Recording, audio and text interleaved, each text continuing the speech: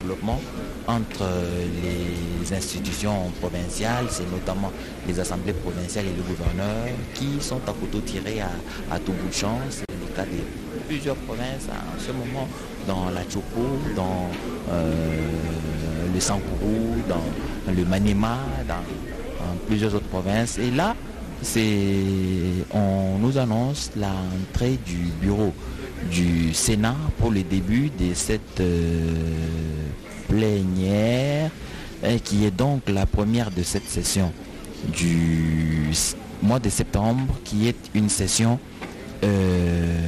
budgétaire.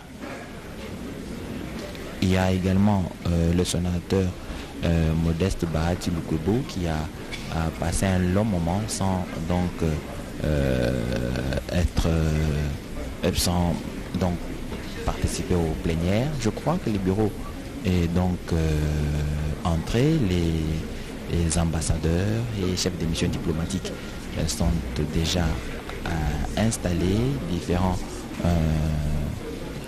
membres du gouvernement ainsi que le Premier ministre forcément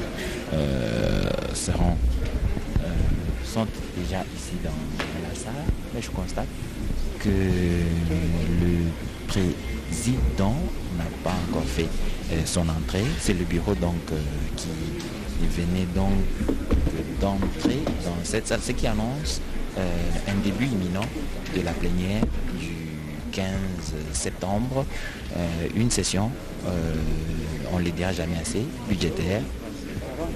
Et tous les sénateurs, je crois, se sont fait le devoir de ne pas manquer ce 15 septembre qui leur ouvre la voie à des activités permanentes et régulières du Sénat, comme dans toutes les chambres législatives. Ce sont des lois qui seront examinées, mais aussi un contrôle parlementaire que nous espérons rigoureux pour juguler les fusions de capitaux, mais aussi des recettes de la République qui doit être mobilisé au maximum. Le contrôle parlementaire, en tout cas fait par les sénateurs, va permettre à la République d'engranger beaucoup de recettes et dissuader toutes les tentatives de détournement de deniers publics. Ainsi donc dit, la sérénité qui gagne petit à petit la salle annonce en tout cas l'entrée du président du Sénat, l'honorable Alexis Tambwe-Bamba, qui va prononcer comme de coutume un discours inaugural. C'est le seul point inscrit à l'ordre du jour et on le dit sans crainte d'être contredit parce que des traditions, c'est comme ça que cela se passe. À l'ouverture, le président de la Chambre prononce un discours qui donne les grandes lignes de ce qui va être fait au cours de la session. Mais il rappelle aussi en synthèse ce qui a été fait la session précédente et esquisse quelques éléments d'information sur les vacances parlementaires faites par les membres de sa chambre. Edith Tchala, vous avez bel et bien dit que la séance d'aujourd'hui se déroule dans une sérénité. Effectivement, il y a une sérénité parce que les autorités, aussi bien le président du Sénat et Madame la présidente de l'Assemblée nationale, étaient hier avec le Premier ministre pour parler de la sécurité du temple de la démocratie qui est le palais du peuple. La fois passée, le temple a été envahi par les inciviques. Ça a même coûté la vie à une personnalité ici. Cette fois-ci, la police nationale congolaise, par l'impulsion du gouvernement, a pris toutes les dispositions pour que la sécurité de tous les sénateurs et des invités de cette session soit vraiment assurée. Et la sécurité a été assurée. Vous avez remarqué à l'entrée, il y a eu vraiment un dispositif sécuritaire qui a permis à tout le monde d'accéder ici dans la quiétude. On voit ici les ambassadeurs, on voit les hautes personnalités du pays. Il y a les personnalités politiques, il y a les personnalités militaires. On assiste, nous venons de voir là le président de Sensa, Olenga Koy. Il y a toutes les autorités du pays et des corps diplomatiques qui prennent part à cette session ordinaire du mois de septembre et d'Inch'Allah. Merci Dada Chabani. Donc toutes les personnalités de la République ont donc répondu présentes pour honorer cette cérémonie de reprise des activités au Sénat. C'est dire donc l'engagement que chacun, en ce qui le concerne, prend pour que les institutions de la République fonctionnent comme il se doit. Ce n'est que pour le bénéfice de la République démocratique du Congo. Plusieurs membres du gouvernement sont donc déjà ici dans cette salle de plénière où il interviendra dans un peu moins de quelques minutes. Je n'ose pas donner le timing, mais je crois que dans un petit laps de temps, le président du bureau du Sénat va faire son entrée et la cérémonie va donc commencer. Vous avez en visuel Corneille Nangaa, président sortant de la Commission électorale nationale indépendante, c'est autant que les autres animateurs des institutions d'appui à la démocratie, comme les SENSA que vous avez vu tout à l'heure, représentés par Joseph Olenga Koy. Il y a les membres du gouvernement, les vice-premiers ministres, ministres d'État, ministres délégués et vice-ministres, en tout cas, ceux qui ont fait le déplacement ici. J'ai oublié de vous dire que parmi les institutions d'appui à la démocratie, il y a la Commission nationale des droits de l'homme, qui est donc représentée aussi par Mamba Moshikonke, son président. Et je crois que toutes ces structures affichent complet.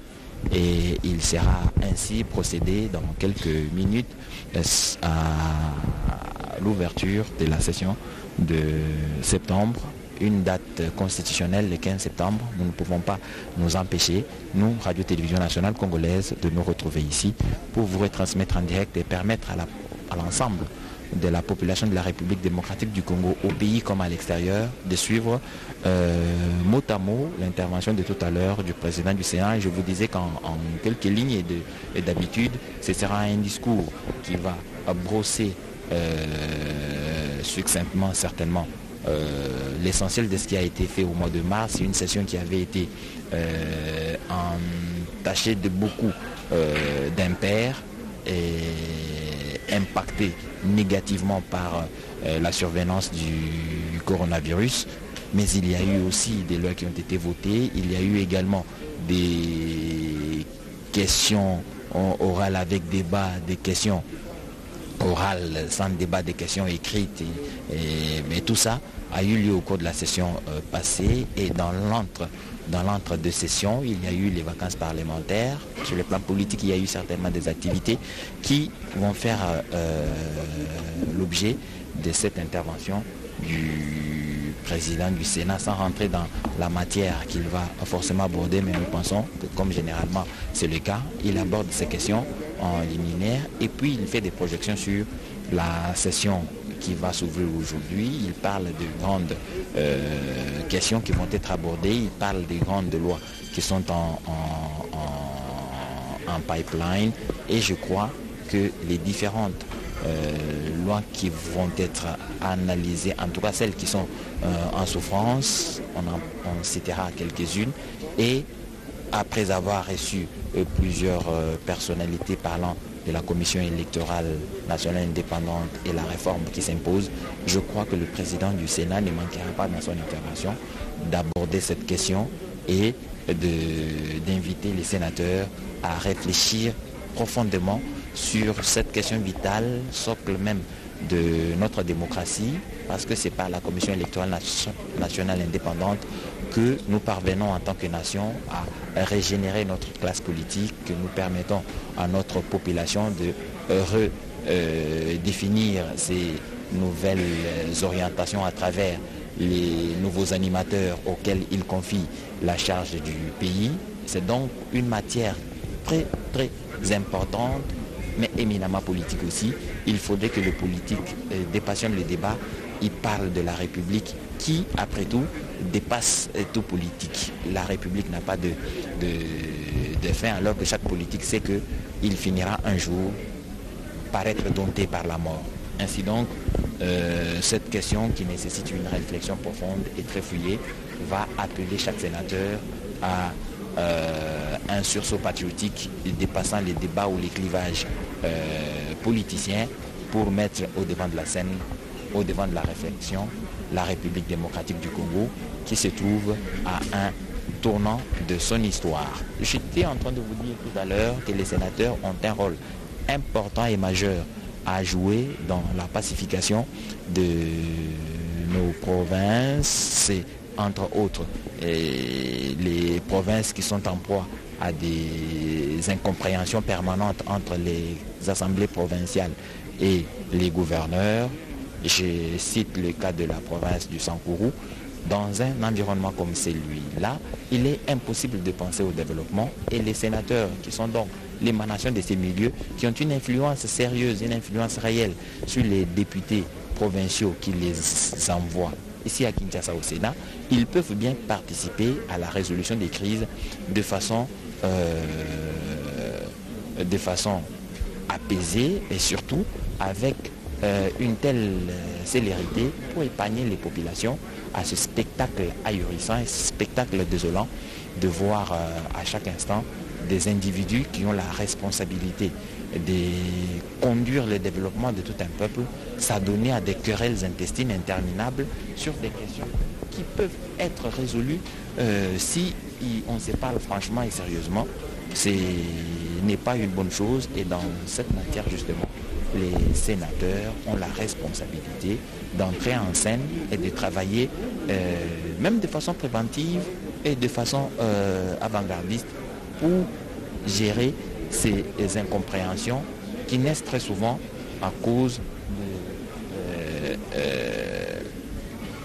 de lois peut-être mal interprétées ou en tout cas des programmes de gouvernement pas bien ficelés, peut-être pas bien compris par ceux qui ont la responsabilité de contrôler l'action de l'exécutif en charge de ce programme. C'est donc des questions qui doivent revenir assez souvent et auxquelles on a associé dans la résolution les sénateurs et ils ne peuvent pas s'en excuser.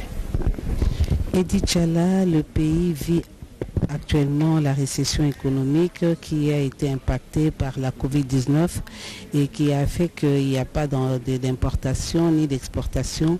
Les pays ont des problèmes sérieux en ce qui concerne la gestion économique. C'est pourquoi le conflit entre les gouverneurs et les associations, le conflit entre les gouverneurs et l'administration provinciale, ce sont des conflits qui peuvent contribuer à fragiliser davantage les provinces. Alors il est temps que toutes les assemblées provinciales et les provinces, les gouverneurs de province travaillent en synergie pour veiller à ce qui est croissance puisse aboutir à une croissance économique quand leur économie se sont bien gérées, qui mettent des mécanismes pour lutter contre les récessions économiques, qu'ils fassent tout pour travailler en synergie avec le gouvernement central pour stabiliser les cadres macroéconomiques. Donc ça ne sert à rien de continuer à se battre. Il faut plutôt réfléchir sur des grandes mesures à prendre pour booster l'économie de chaque province et d'Ichala. Merci Dada Chabani, locuteur de la langue swahili. On a besoin de savoir ce qui se passe ici au Sénat et Cadet Faizi est ici avec nous pour permettre à ses compatriotes locuteurs de la langue swahili de comprendre ce qui se passe ici au Sénat. Cadet Faizi. Edichala, wafuasi wa redio pia televisheni ya taifa, tunapatikana hapa kunako baraza la wazee ambako leo tarehe 15 Septemba mwaka huu tunao wazee wataweza hivi kuhudhuria mkutano wao kama vile zeuzi katika sesioni hiyo ya Septemba. Sesioni ya Septemba ambayo itaweza kutafakari nukta mbalimbali muhimu kufuatana na budget ambayo serikali itaweza kutumika katika mwaka ijayo. Unapaswa kujua kwamba leo tunawaza ya kwamba nukta itakuwa ni moja tu, hotuba ya presidenti wa baraza la wazee Alexis Thambwe Mwamba, na ambaye wateule wana senate wamekusha kuja hapo, viongozi mbalimbali wa serikali walikuwa wa kidiplomasia na kadhaa, wote wamekuwa hapo. Kweli baraza hiyo ya wazee ambayo kimeremeta imejaa na wana senate ambao wamekuja kuziweka katika sherehe hiyo ya kufungua sesioni ya Septemba, ambao tutaweza kutafakari nukta mbalimbali muhimu kulingana na budget. Na waza ya kwamba pia wana senate wataweza pia kutafakari sheria mbalimbali kufuatana na mkadi na kazi ambayo itakuwa katika hotuba wa presidenti ya baraza la wazee Alexis Thambwe Mwamba. Na waza ataweza hivi pia kufasiria kwa urefu kazi ambao wana senate wanapaswa kufanya katika sesioni hiyo ya Septemba. Wafuasi wa radio television ya taifa, kisi mmeona kunako picha, ni kusema ya kwamba ofisi ya baraza la wazee imekwisha kwa hapo tayari na imeketi kwa ajili ya kuweza hivi kwa punde kidogo presidenti wa baraza la wazee ataweza kuingia hapo na kuanzisha sherehe ya leo ambao imepatikana hapa, imefanyika hapa kunako baraza la wazee leo tarehe 15 Septemba mwaka huu. Tunayo radio pia television ya taifa kama vile desturi imekuwa tayari kwa kuwapeperushia sherehe hiyo katika jinsi imepatikana hapo kunako baraza la wazee. Na mnapaswa kujua kwamba seseni hii ya Septemba wanahudhuria ni wanabunge wote. Hapa tunapatikana kwanza kunako baraza la wazee ambako ofisi ya baraza hii imekusha kuwa hapo tayari, na punde kidogo na waza ya kwamba sherehe itaweza kuanzishwa. Na tukimaliza hapa tunashuka kunako baraza la bunge ambako sherehe ya aina hiyo itaweza kufanyizwa hiko na spika wa bunge ambao nao wataweza wanabunge wataweza pia kurudilia seseni hii ya Septemba kwa ajili ya kutafakari nukta mbalimbali muhimu kuambatana na budget ambayo serikali itaweza kutumika katika mwaka hii. Edichala. Merci Cadet Faizi. On était donc en train de parler de l'apport indispensable des honorables sénateurs sur la résolution des crises dans les différentes provinces qui connaissent des difficultés en ce domaine. On n'a pas oublié le Congo central qui a connu des moments de turbulences intenses. Heureusement qu'on pense à un dialogue dans cette partie de la République pour essayer d'harmoniser les vues et regarder dans la même direction. Je crois que ce sera l'une des plus bonne manière d'aborder les querelles qui se trouvent entre provinces, j'allais dire, intra-provinciales, entre des hommes politiques d'une même province. Et je crois que c'est des cas qui doivent être dupliqués partout. Je parle bien de dialogue, des échanges qui doivent avoir, des échanges réguliers et sincères entre les animateurs des institutions provinciales. Souvenez-vous que au moment où l'agitation que vous observez tout à l'heure, je crois, c'est l'entrée du président du Sénat. Il est forcément, nous pensons, accompagné du sénateur à vie. En tout cas, c'est ce que l'on pense, selon les informations nous parvenues il y a quelques minutes, quelques secondes. Effectivement, nous ne nous sommes pas trompés. Joseph Kabila Kabange.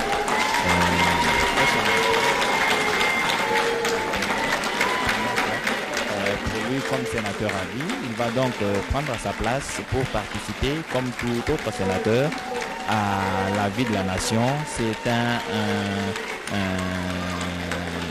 élément important de notre démocratie. Donc un président honoraire en vie et qui vient participer aujourd'hui à la plénière d'ouverture de cette session. C'est tout simplement très émouvant pour cette République démocratique du Congo, une belle leçon de démocratie que notre pays a donnée à certains pays africains qui peuvent bien venir en République démocratique du Congo se servir de cet exemple pour l'implémenter chez eux. Je crois que le monde entier a vu à travers ces écrans l'arrivée du sénateur à vie, Joseph Kabila Kabange, ancien président de la République. N'est pas arrivé depuis l'accession de notre pays à l'indépendance. Alors aujourd'hui, Joseph Kabila Kabange et Félix Tshisekedi Tshilombo nous ont permis de vivre ces événements que l'on pensait ne pouvaient avoir lieu que sous d'autres cieux et outre-mer. Heureusement que l'Afrique centrale, à travers la République démocratique du Congo, tient aujourd'hui un cas d'école pour permettre à tous ceux qui veulent apprendre la démocratie en Afrique de venir voir ce qui se passe ici en République démocratique du Congo. L'article 4 du règlement intérieur du Sénat stipule que le Sénat comprend 108 membres élus et un membre de droit conformément aux dispositions constitutionnelles et légales. Ces membres portent le titre de sénateur. Les sénateurs représentent sa province, mais son mandat est national. Tout mandat est impératif et nul. Donc, ce sénateur de droit, c'est donc le sénateur viager, Joseph Kabila Kabange. Et là, donc, le président du Sénat, Alexis Thambwe Mwamba, est en train de faire son entrée dans cette salle. Le président du Sénat commence ainsi cette session du mois de septembre. C'est une session exclusivement, j'allais dire, pas exclusivement, mais c'est une session essentiellement budgétaire, mais à côté de cette loi budgétaire qui va être organisée. Et là, vous rappelez que nous sommes en situation de la pandémie de coronavirus qui impose ces dispositifs à l'entrée. Tout le monde a été soumis à cet exercice, se faire prélever la température et puis ensuite se laver les mains, ce qui s'est fait avant d'arriver à la prise de la température. Le président du Sénat, Alexis Thambwe Mwamba, qui a imposé ce dispositif comme tous les autres chefs d'institutions pour participer à la lutte contre le coronavirus. Donc, honorable président du Sénat, honorable présidente de l'Assemblée nationale, Excellence, Monsieur le Premier ministre, Monsieur le Président de la Cour constitutionnelle, Monsieur le Procureur général près la Cour constitutionnelle, Monsieur le Premier Président de la Cour de cassation et du Conseil d'État, Monsieur le Président du Conseil économique et social, honorables membres du Bureau de l'Assemblée nationale et du Sénat, Messieurs les procureurs généraux près la Cour de cassation et le Conseil d'État, honorables sénateurs, Excellences, Mesdames et Messieurs les membres du gouvernement, Monsieur le Président des institutions d'appui à la démocratie, honorable Président de l'Assemblée provinciale de Kinshasa, Excellences, Monsieur le gouverneur de la ville de Kinshasa, Excellences, Mesdames et Messieurs les ambassadeurs, chefs de mission diplomatique, représentants des organisations internationales et du système des Nations Unies, distingués invités en vos qualités et titres respectifs, mesdames et messieurs, la cérémonie de séjour consacrée à l'ouverture solennelle de la session ordinaire de septembre 2020 se déroulera de la manière ci-après. Nous allons en premier chanter l'hymne national. Après l'hymne national, interviendra le discours d'ouverture de l'honorable président du Sénat. Au terme de la séance plénière, un cocktail sera offert dans le hall de la questure pour tous les invités et les honorables sénateurs. Le personnel tant politique qu'administratif sera servi dans le jardin à côté du restaurant du Palais du Peuple. Avec votre autorisation, honorable président du Sénat, nous invitons l'auguste assistance à se lever pour chanter l'hymne national.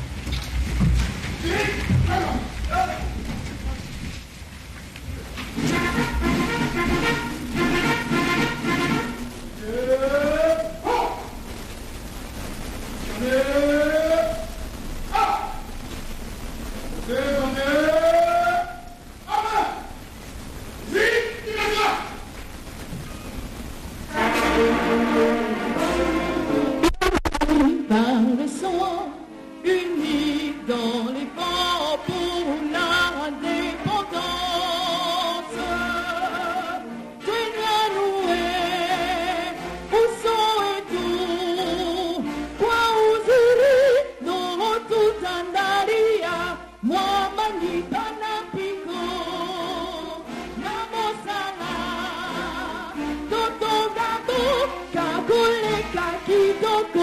Na kimya mwana mboga yimbani zembalo kumuna binomo sangani na lolendo kumisa bendele nayo yatina ya bosomi Kongo Kailu Wabakulu anti-eto si azolwa satwa sima batoto akuyeza tosikila umwaku makumya satu jitalala kachipuwenza makumya satu jaji kumaji maninu jaji kumaja kashiji ndondo wabuzi kadiji wakushila denga abitu Merci. Veuillez vous asseoir s'il vous plaît.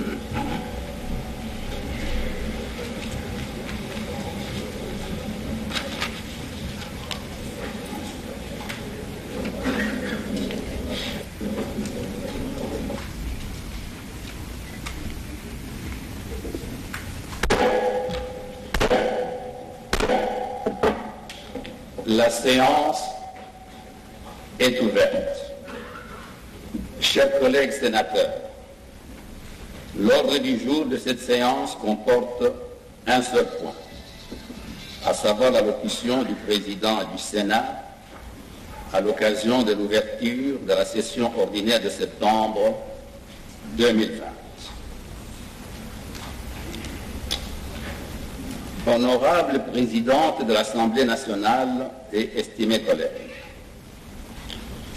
Monsieur le Premier ministre, Monsieur le Président d'intérim de la Cour constitutionnelle, Monsieur le Procureur général près la Cour constitutionnelle, Monsieur le Premier Président de la Cour de cassation, Monsieur le Procureur général près la Cour de cassation, Monsieur le Premier Président du Conseil d'État, Monsieur le Procureur général près le Conseil d'État, honorables membres du Bureau de l'Assemblée nationale et du Sénat, honorables députés et sénateurs, Mesdames et Messieurs les membres du gouvernement, Monsieur le Président du Conseil économique et social, Monsieur le Président des institutions d'appui à la démocratie, Monsieur le Président de l'Assemblée provinciale de Kinshasa, Monsieur le Gouverneur de la ville-province de Kinshasa, Mesdames et Messieurs les ambassadeurs et chefs des missions diplomatiques, Mesdames et Messieurs les représentants des organisations internationales du système des Nations Unies, Mesdames et Messieurs les officiers généraux supérieurs des forces armées et de la police nationale, Messieurs les représentants des conférences religieuses, Madame la bourgmestre de la commune de Lingwala, distingués invités, Mesdames et Messieurs, honorables sénateurs et chers collègues, Mesdames et Messieurs, notre Chambre reprend ses travaux ce jour et conformément aux articles 15 de la Constitution et 82 du règlement intérieur, j'ai l'honneur de procéder à l'ouverture de sa session ordinaire de septembre 2020. Je voudrais saluer ici la présence du sénateur à vie, l'honorable Joseph Kabila Kabange, qui participe avec nous à cette séance plénière.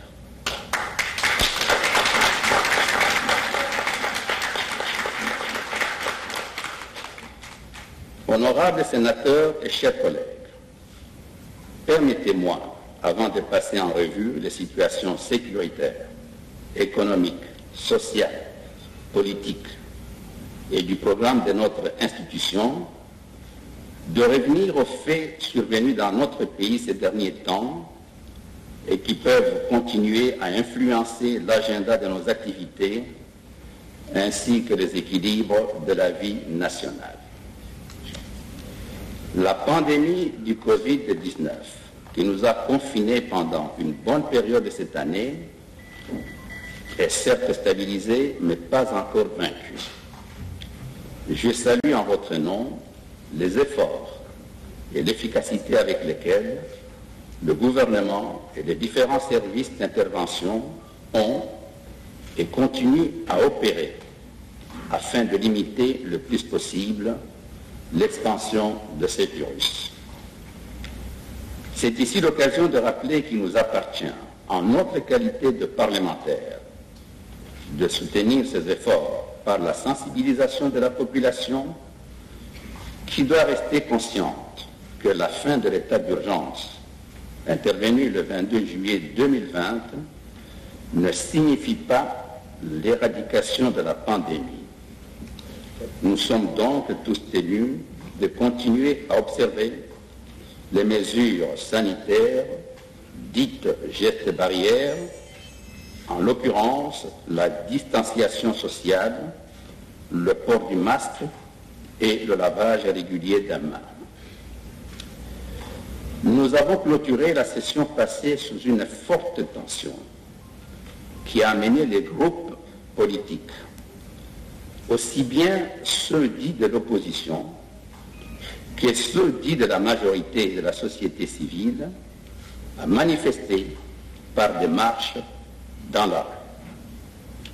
Certains exprimaient leur refus des propositions de loi et désignations à l'Assemblée nationale et d'autres tentaient de soutenir le contraire.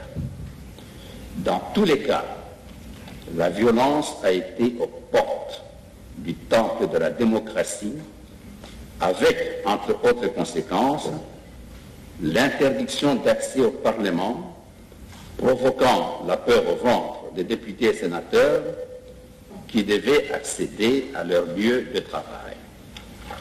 L'atteinte à l'intégrité physique des représentants du peuple. J'ai encore en mémoire cette fameuse et violente phrase qui a fait le tour des médias, je cite, « Boma député, Tika policier ». À ce stade, je voudrais demander au gouvernement de prendre toute mesure qui permettrait d'éviter cet état de choses aux prochaines sessions et à nos chambres de prêter oreille à ces expressions populaires afin d'en circonscrire les racines et envisager des solutions idoines. Plusieurs initiatives sur les réformes des lois électorales sont prises par divers acteurs et citoyens et font probablement suite au mécontentement de juillet dernier. Comme vous le savez, c'est une évidence qu'aucune loi ne peut être votée en dehors des institutions, en l'occurrence l'Assemblée nationale et le Sénat, où se tiennent les débats adéquats. D'éminents professeurs d'université, d'éminents juristes et certains politiciens s'avancent sur l'inconstitutionnalité ou non de certaines décisions. Le Conseil a donné aux uns et aux autres, et de toujours, en cas de doute, pousser les limites de l'analyse en se référant aux besoins, aux annales parlementaires, pour connaître la ratio legis qui a conduit à rédiger tel article de la Constitution ou de telle loi sous la forme que vous connaissez. Dans l'hypothèse d'une controverse quant à l'interprétation des textes ou de leur inadéquation aux situations de l'heure, la loi a prévu aussi bien la possibilité d'obtenir l'interprétation auprès des instances habilitées que celle de la réforme de textes jugés inadaptés. Il s'ensuit que les textes doivent être appliqués en l'état aussi longtemps qu'ils n'ont pas été modifiés. Il y va de la sauvegarde des droits et libertés fondamentaux garantis aux particuliers. C'est dans ce cadre que notre Chambre doit, dans une froide lucidité, demeurer le gardien de l'inviolabilité de la Constitution. Dans une démocratie, la République est une mécanique institutionnelle dont le rendement dépend du bon fonctionnement de son engrenage. Il serait alors aberrant de penser qu'une institution peut, à elle seule, répondre aux attentes de la population. Cela étant, c'est pour moi l'occasion d'exprimer mon souhait de voir les institutions de la République se concerter régulièrement en vue de converger leurs efforts vers l'intérêt de la population dans le respect du principe sacro-saint de la séparation des pouvoirs. Le constat sur le plan politique est que le pays fait face à des ingérences étrangères récurrentes dans les affaires intérieures de l'État. Nous remarquons que certaines représentations diplomatiques s'érigent en conseillers d'institutions publiques et d'acteurs politiques en fonction. Leurs déclarations et activismes contribuent à l'évidence, à la méfiance et opposition entre Congolais. Je prie donc le gouvernement de rappeler aux représentants des pays amis au plus grand respect de la Convention de Vienne, en son article 41, alinéa 1er, ainsi que de la Charte des Nations Unies en son article 2, paragraphe 7, et de soumettre leur comportement au respect de nos institutions, des autorités et des citoyens. Au sein de notre société, le tribalisme envahit les réseaux sociaux, ainsi que les pratiques dans l'administration, les institutions de l'État et la cité. On ne peut en aucun cas construire une nation, un État et une démocratie sur cette base. Comme sénateur représentant toutes les tendances de nos 145 territoires, nous devons inscrire dans nos actions la sensibilisation à la lutte contre ce phénomène et sans écarter nos identités multiples, privilégier notre participation au destin commun appelé la République démocratique du Congo. Je saisis cette occasion pour vous exprimer à la fois une mise en garde et une demande de lucidité à nous tous face au type d'informations qui circulent à longueur des journées sur les réseaux sociaux, médias qui peuvent être dévastateurs en rapport avec nos responsabilités. Permettez-moi sur ce de vous partager les propos d'Umberto Eco que vous devez certainement avoir lus. Je cite, « Les réseaux sociaux ont donné le droit de parole à des légions de personnes qui, avant, ne parlaient qu'au bar et ne causaient aucun tort à la collectivité. Aujourd'hui, ils ont le même droit de parole qu'un prix Nobel. » Fin de citation. La citation que j'ai faite d'Umberto Eco n'est pas fidèle à 100%. J'ai eu recours au mot « personne » pour ne pas utiliser celui d'Umberto Eco. Honorables sénateurs et chers collègues, la sécurité n'est pas encore établie sur l'étendue du territoire et les provinces orientales de notre pays payent encore un lourd tribut dû à l'accroissement des groupes armés. Il s'avère que les difficultés de la mise en œuvre du programme démobilisation, désarmement et réintégration communautaire participent également à cette situation. C'est pour moi l'occasion d'interpeller le gouvernement.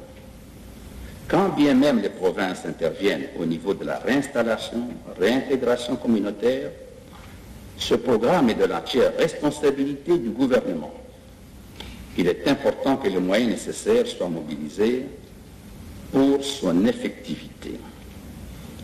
Ces incohérences constatées sur le plan sécuritaire sont sans nul doute à la base de la mort des enfants à Massissi, alors qu'ils étaient en pleins examens de Tenafet,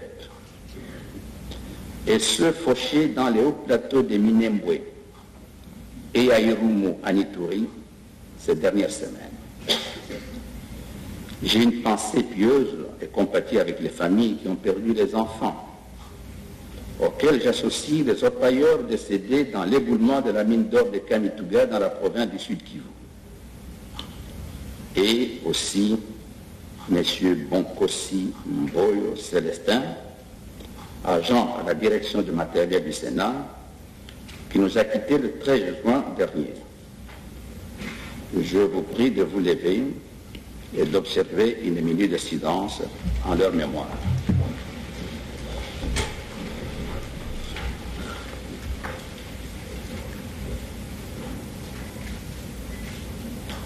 Merci.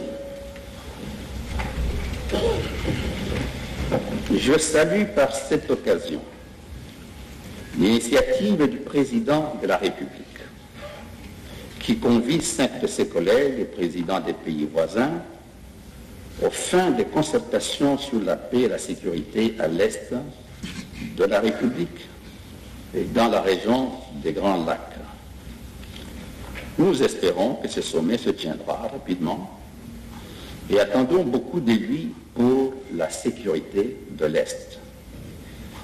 Il convient de signaler également dans ce même chapitre la recrudescence du banditisme urbain traduit par des rackets, enlèvements, viols et tueries à Kinshasa, Goma et dans d'autres villes du pays. J'exhorte encore ici le gouvernement à déployer plus de force tout en veillant à ce que justice se fasse. Car comme disait Blaise Pascal, je cite, « La force sans la justice est tyrannie, mais la justice sans force est puissante. » Fin de citation. Honorables sénateurs et chers collègues, toutes les économies du monde subissent l'agenda de Covid-19 Et notre pays ne fait pas exception. La récession est à nos portes, comme le démontrent ces quelques indicateurs macroéconomiques. Le taux de croissance prévu pour cette année 2020 était de 5,4% contre 4,4% en 2019. Cependant, à la fin du premier trimestre, le taux de croissance était de moins 1,7% et à ce jour, il est de moins 2,4%. La mobilisation des recettes fiscales et non fiscales a été très faible. Au premier trimestre, les assignations budgétaires totales n'ont été réalisées qu'à 27,7%. Les recettes moyennes réalisées par les régies financières sont de l'ordre de 400 milliards de francs congolais par mois, alors que les dépenses liées à la rémunération se situent autour de 410 milliards de francs congolais par mois. Nous avons enregistré une chute de nos réserves de change.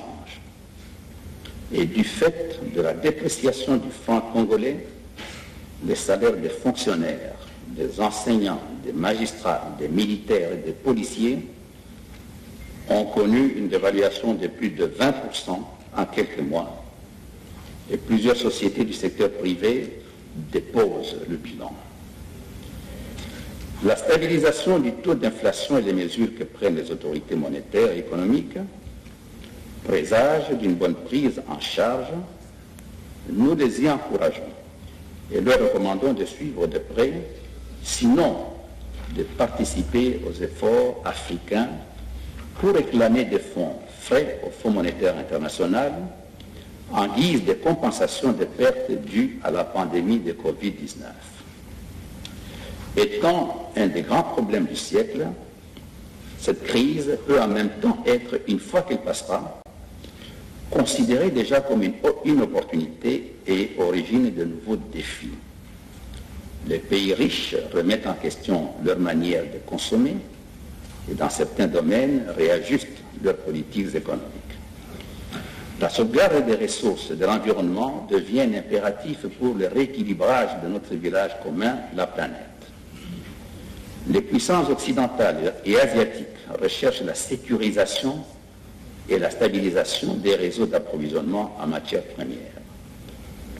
Notre pays, que d'aucuns considèrent comme le coffre-fort du monde, devra réfléchir dans ce nouveau contexte sur ses propres plans de sécurisation des ressources, la transformation totale ou partielle de ces ressources minérales et naturelles, ainsi que le choix de ses partenaires en fonction des contreparties pouvant booster le développement, l'industrialisation et la juste répartition des richesses à ses propres populations.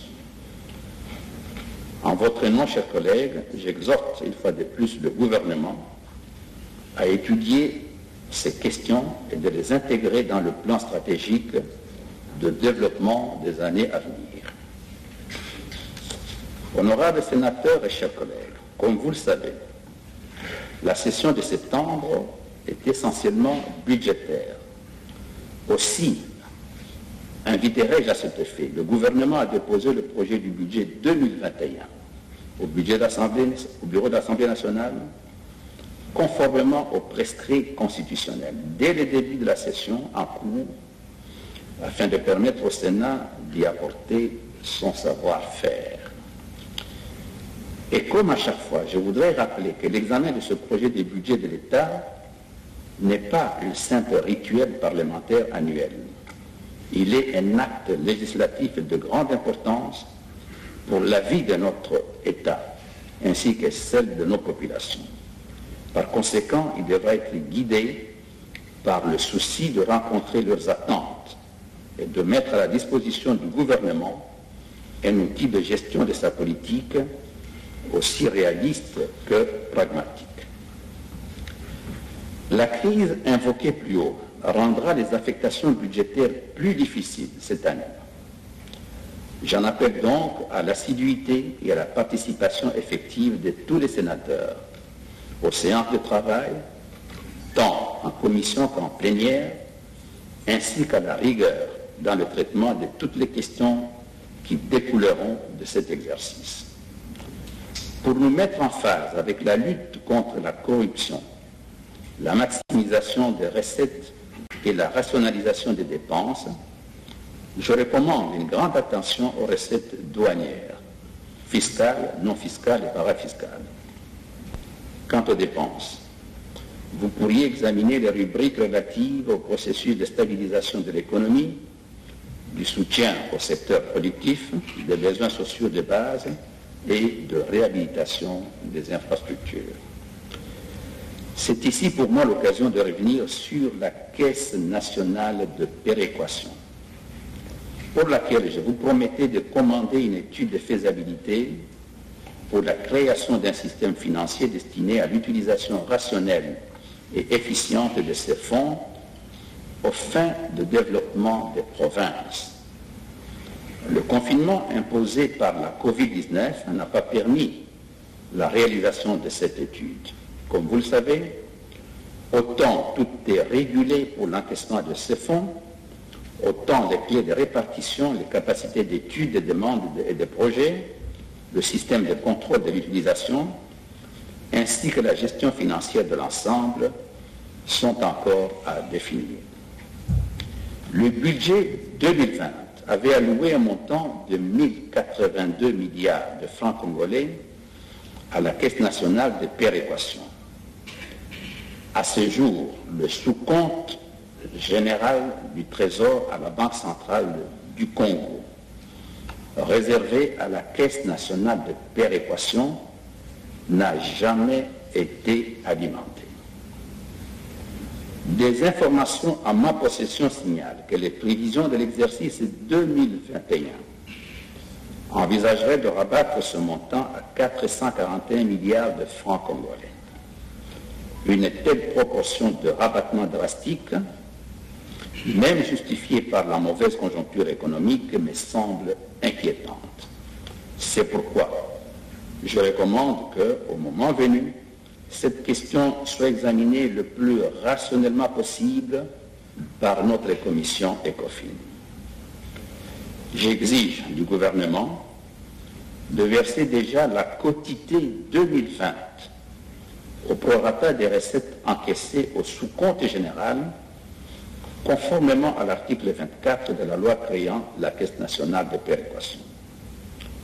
De même, je demanderai à notre commission ECOFIN d'inviter l'autorité de la Caisse nationale de péréquation afin de préparer l'organisation d'un séminaire incluant les acteurs des provinces et des experts en la matière pour accélérer la création d'une institution financière à mesure d'absorber les fonds à disposition afin de pouvoir gérer les projets et programmes qui seraient soumis par une ou plusieurs provinces, constituer les garanties suffisantes pour l'accès au crédit public des provinces à des taux raisonnables et à moyen et long terme, définir les quotités à mettre à disposition de certaines provinces pour leur fonctionnement et résolution des problèmes spécifiques, amplifier les fonds dans le système bancaire et financier national et international.